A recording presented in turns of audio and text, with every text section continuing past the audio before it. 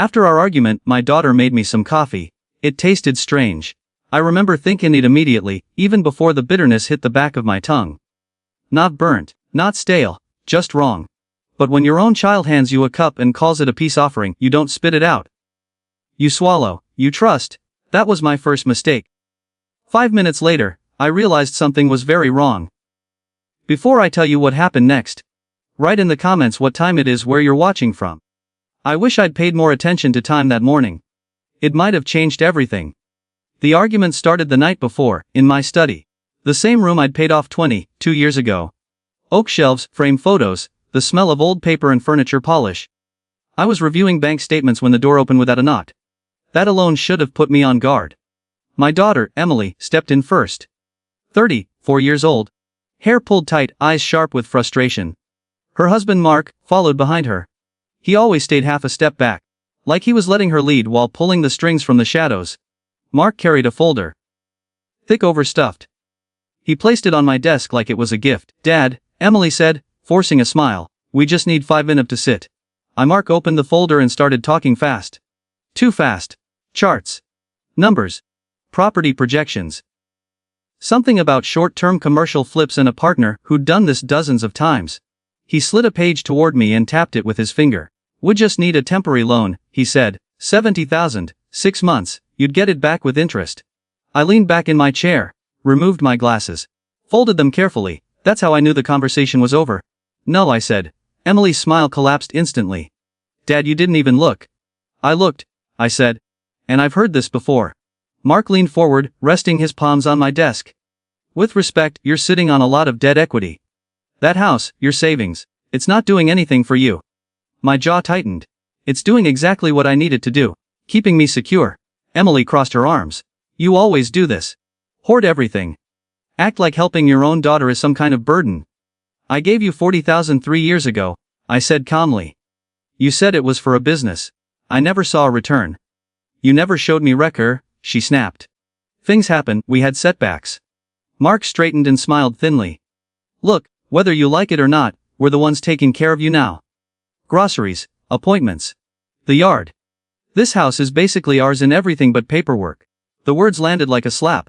I stood up slowly. "Get out." Emily slammed her hand on the desk. "Mom would be disgusted with you." That hurt more than anything else.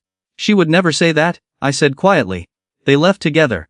Mark glanced back once, his eyes unreadable. The door closed. The house fell silent. I didn't sleep that night.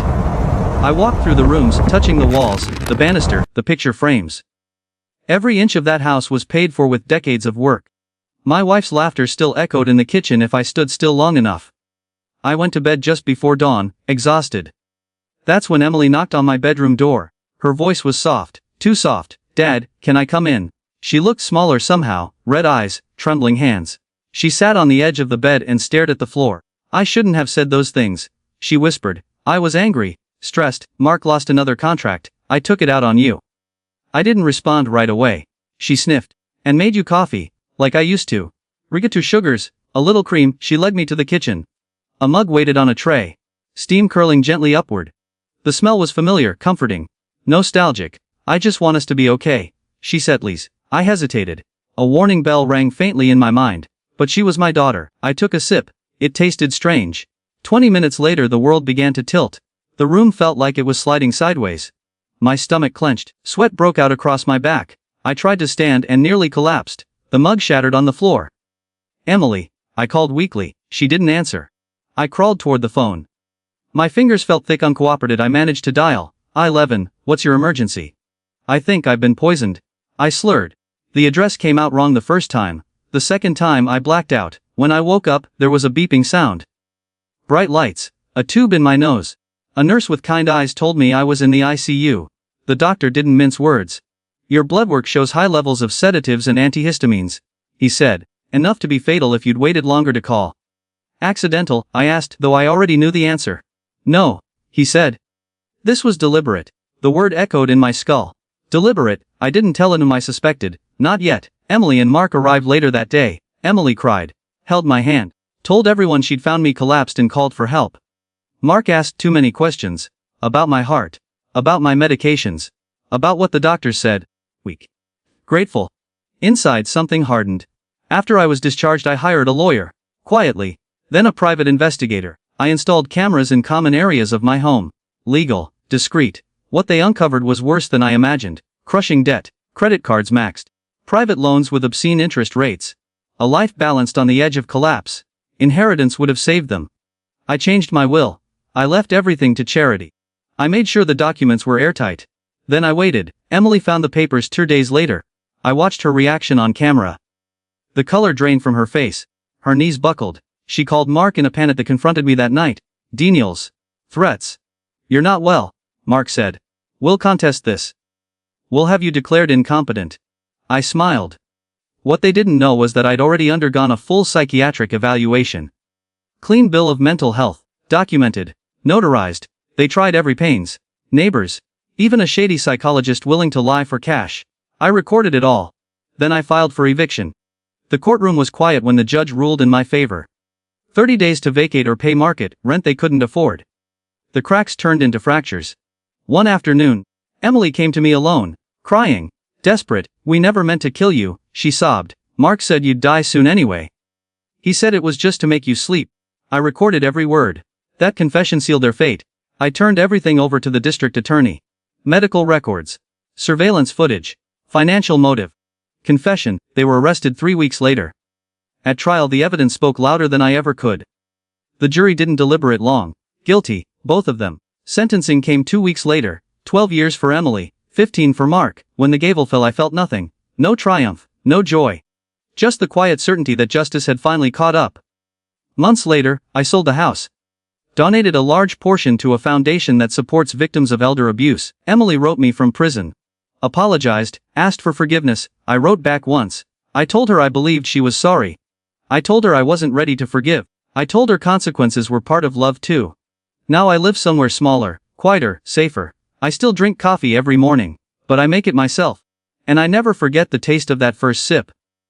The strange thing is, fear doesn't linger the way you expect it to. For weeks after everything ended, I kept waiting for it. The shaking hands. The paranoia. The constant checking of locks, but instead what settled in was something quieter, heavier. Like the house itself was finally exhaling after holding its breath for too long. I moved out 2 months after the sentencing. The realtor said the house sold faster than expected. Families walked through smiling, pointing at walls, imagining futures that had nothing to do with mine. I let them. That chapter was finished. My new place is a condo on the 10th floor, 1 bedroom, 1 balcony, no stairs, no yard, no ghosts. The building has security, cameras, a front desk that knows my name. I sleep better than I have in years. Some mornings, I wake up before sunrise and sit on the balcony with a cup of coffee. The city hums below me. Cars, sirens, life moving forward whether you're ready or not. People ask me if I miss her. They mean Emily. I miss the idea of her. The little girl who used to bring me drawings and crawl into my lap during thunderstorms. The teenager who begged me to teach her how to drive and laughed when she stalled the car. That version of my daughter still exists somewhere in my memory, untouched by debt and desperation. But the woman who stood in my kitchen and watched me drink poisoned coffee, I don't miss her. I mourn her. There's a difference. Once a month I meet with the foundation I donated to. We've helped 3 families so far. One man my age whose son drained his accounts. A woman whose niece tried to have her committed to seize control of her home. Stories that sound unbelievable until you hear them face to face. They all say the same thing. I didn't think it could happen to me, neither did I. Emily wrote again last week, shorter this time, no excuses, no requests, just accountability. She says prison has a way of stripping illusions away. I don't know if that's true. But I know this, growth isn't measured by words written on lined paper. It's measured by time. And she has plenty of it. As for me, I've learned something I wish I'd understood sooner. Love without boundaries isn't love, it's vulnerability waiting to be exploited. Trust must be paired with wisdom, even when it hurts. Especially when it hurts. The coffee cup I use now is plain. White. Unremarkable. I like it that way. Every morsel that I lift it, I remember that I survived something that was meant to end me. Not through strength or anger, but through clarity. And that's enough. If this story stayed with you, share your thoughts below. And if you want to hear the next one, it's waiting. There's one more thing people don't talk about when something like this happens. The silence afterward isn't empty. It's full. Full of moments that almost were. Full of conversations that will never happen. Full of questions that don't need answers anymore. A few weeks after I settled into the condo, I found myself standing in the kitchen wanting with nothing to do. No paperwork, no legal calls, no strategy, just time. That was new. I opened a drawer and realized I didn't own a single photograph in the place yet. That felt wrong, so I went back to the storage unit where I'd kept a few boxes from the old house. Mostly documents, some tools, and one small box labeled, Emily, Childhood. I sat on the concrete floor and opened it. There were finger paintings, crayon drawings. A macaroni necklace that had somehow survived decades without crumbling. And the photograph I'd kept, the one of her at 7 years old, gap-toothed, holding a Valentine's card that said, "To Daddy." I stared at it longer than I meant to. That child didn't plot. She didn't calculate interest rates or Google lethal dosages. She didn't understand money or fear or desperation. She trusted me completely. And maybe that's why this hurt the way it did. Not because of what she did, but because of what she used to be. I took the photo with me. It sits now in a drawer beside my bed. Not on display, not hidden away. Exactly where it belongs. Some nights, I dream about the morning of the coffee. But the dream always changes before the end. In the dream I notice the taste immediately. I set the mug down. I look up. Emily is watching me, waiting. And instead of drinking, I ask her one question. Why? I never hear the answer. I wake up before she can speak. I used to think that question mattered. That if I could understand the exact moment she crossed the line, something would make sense. Now I know better. Understanding doesn't undo harm.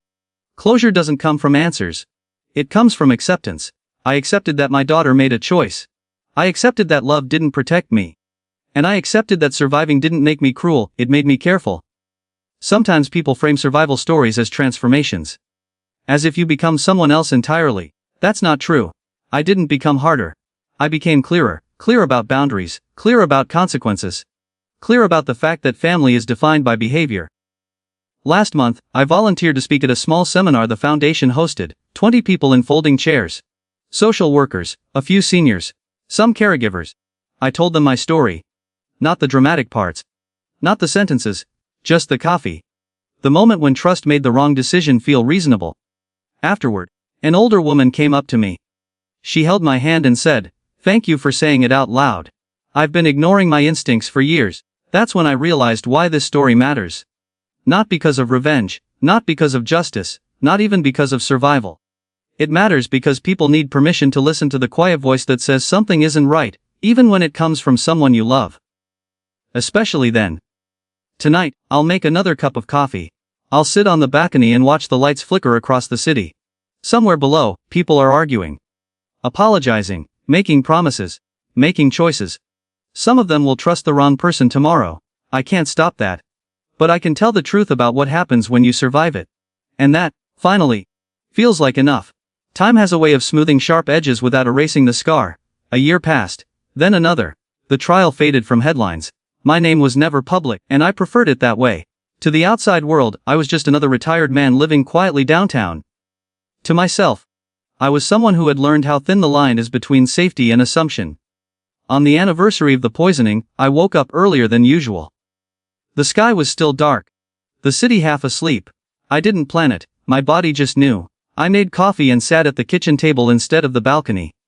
I let the memory come without fighting it. The mug, the smell, the taste. The moment my instincts whispered and I ignored them because love told me to. I didn't feel anger. I felt gratitude. Gratitude that I had listened just enough. Gratitude that I'd made the call. Gratitude that I was still here to remember it at all. Later that day, I walked to a small park a few blocks away. There's a bench under a live oak tree where I like to sit. I bring a book but rarely read. I watch people instead. Parents chasing toddlers, teenagers glued to their phones. Elderly couples moving slowly but together. I've noticed something since everything happened. People reveal more than they think when they believe no one is paying attention. The man who grips his wife's arm too tightly. The daughter who answers for her father before he can speak. The caregiver who rushes decisions that shouldn't be rushed. I don't intervene. Not unless I'm asked.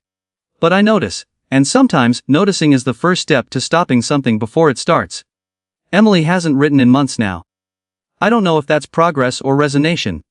I don't speculate anymore. Some questions don't need to be reopened once they've closed themselves. I did visit the prison once. Not to see her, to sit in my car outside the gates. I stayed there for 10 minutes. Long enough to acknowledge the place.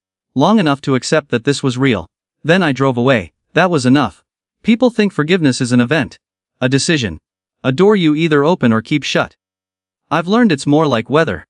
Some days are heavy. Some days you don't think about it at all. And that's okay. The foundation continues its work. We've expanded into legal clinics now. Free consultations for seniors who feel pressured or confused by family. We call it second set of eyes. No accusations. No drama, just clarity. Every time someone's me, I tell them the truth. I didn't do anything special. I just survived long enough to say something. At night, when the condo is quiet, I sometimes my reflection in the dark window. Older now, lines deeper. But steadier. I don't see a victim. I see someone who learned the cost of ignoring his instincts. And paid it forward so someone else might not have to. Tomorrow morning, I'll make coffee again. I'll drink it slowly. And I'll trust myself. There's a moment that comes quietly, without announcement, when you realize the story no longer owns you. It happened on an ordinary afternoon. I was standing in line at a cafe near my building, waiting for my order. The barista asked if I wanted cream or sugar. I answered without thinking. When she handed me the cup, I thanked her, stepped aside, and took a sip. Nothing flashed through my mind. No tightening in my chest. No memory rushing in, just coffee. I stood there for a second longer than necessary, surprised by that. Healing doesn't arrive all at once. It arrives in small absences. The absence of fear. The absence of that constant readiness for betrayal. I walked home afterward and realized I hadn't checked over my shoulder once. That night I opened my calendar and noticed how full it had become. Lunches with neighbors. Foundation meetings. A doctor's appointment I'd scheduled without dread. Life had crept back in while I wasn't watching. I used to think survival meant staying alert forever. That letting my guard down meant inviting danger back in. Now I understand something different. Survival means learning when it's safe to rest. I still keep my records organized, my will updated, my boundaries firm. Wisdom doesn't disappear just because pain fades. But it no longer defines me. Sometimes, I imagine the version of myself who drank that coffee and collapsed on the floor, crawling toward the phone with fading strength. I want to tell him something. You're not weak for trusting, you're not fool-loving, and what comes next will not break you. It will refine you. The world didn't become safer after what happened. People didn't become kinder. Families didn't magically grow honest. But I became clearer. Clear enough to walk away when something feels wrong. Clear enough to say no without guilt. Clear enough to protect myself without apologizing. That clarity is the real inheritance I gained. The sun sets differently from the 10th floor. Slower, broader. It gives you time to notice how light moves before it disappears. I watch it most evenings, coffee in hand. City breathing below me. Tomorrow will come, it always does. And when it does, I'll meet it awake, aware, and alive. That's more than enough. Sometimes, late at night, when the city quiets down and the sounds thin out, I replay conversations that never happened. Not arguments. Not confrontations. Ordinary ones. Emily calling to ask how to cook a recipe her mother used to make. Mark asking if I wanted to watch a game. Small, forgettable moments that were never guaranteed, but once felt inevitable. I let those thoughts come and go without chasing them. Holding on too tightly to what never happened can be just as damaging as refusing to let go of what did. I've learned to live in what is. On my 66th birthday, the foundation surprised me. A small gathering, coffee, cake, a plate I didn't ask for. They thanked me for turning pain into protection. I smiled, shook hands, accepted the kindness. But later, alone, I understood the truth more clearly. I didn't turn pain in anything. Pain did its damage. Protection came afterward. Built deliberately, brick by brick. That distinction matters. People like to romanticize survival. They talk about resilience like it's a personality trait instead of a necessity. They don't see the quiet choices, the decision to document instead of deny. To wait instead of explode, to respond instead of react. Those are the choices that saved me. Every so often, I get messages from strangers who've heard my story through the foundation. Adult children pressuring parents. Relatives asking for signatures they don't understand. Subtle threats wrapped in concern. I tell them the same thing every time. Slow everything down. Urgency is a weapon. That was the lesson hidden inside the coffee. Urgency. Drink this now. Decide today. Help us before it's too late. When someone rushes you past your instincts, it's rarely for your benefit. I wish I'd known that sooner. But wishing doesn't change outcomes. Only action does. I still visit the park under the live oak. I still sit on the same bench. Last week, a man sat beside me and started talking without introduction. He told me his son wanted power of attorney. He wasn't sure why, but something felt off. I didn't tell him my story. I just said, if something feels wrong, it usually is. Get advice before you give away control. He nodded. That was enough. As I get older, my world feels smaller, but not emptier. More intentional. Fewer people, clearer boundaries, quieter mornings. The noise has fallen away, and what remains feels honest. Some nights I still think about forgiveness. Not as a gift to Emily. As a question for myself. Will forgiving her one day bring me peace? Or will it reopen something that's finally healed? I don't know the answer yet. And for the first time in my life, I'm comfortable not knowing. The coffee cup sits in the sink now, empty. I rinse it, place it in the rack, turn off the light. Simple motions. Grounded ones. Tomorrow, I'll wake up, make another cup, and step into a day that belongs entirely to me. No schemes, no urgency, no fear, just time. And that, more than anything else, is the one thing they tried to take, and failed. There's a freedom that comes when you stop waiting for something else to happen. For a long time, I thought there would be one final moment, some revelation, some emotional shift, that would signal the end of all this. That I'd wake up one day and feel finished with it. But life doesn't work like that. It doesn't announce when a chapter is moves on. I stopped checking court records months ago. I don't follow appeals or parole timelines. Those details belong to someone else's life now. Mine has narrowed into something simpler, something manageable. In the mornings I walk. Same route, same streets. The barista at the corner cafe knows my order. We exchange small talk about the weather, nothing personal. That suits me just fine. Every now and then, someone recognizes me from a foundation event and thanks me again. I accept it politely, but I don't linger in those conversations. I don't want to be known for what almost killed me. I want to be known for what I chose to do afterward. The condo feels like home now.